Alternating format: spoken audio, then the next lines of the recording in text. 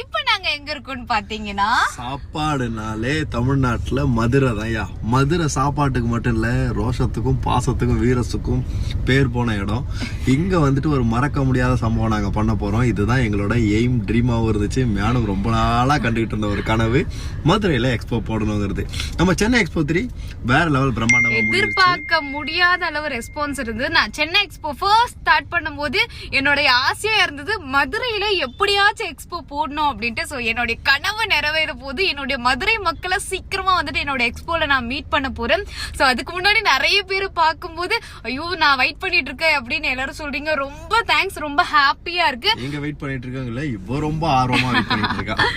ஆமா, என்ன டேட்னு பாத்தீங்கன்னா ஏப்ரல் 11, 12, 13 3 நாள் மிக பிரம்மாண்டமா நடக்க போகுது. Friday, Saturday, Sunday. இடம் எங்கன்னு பாத்தீங்கன்னா நம்ம தல்லாக்குளம் மடிஷியா ஆடிட்டோரியம். எங்க இருக்குன்னு பாத்தீங்கன்னா நம்ம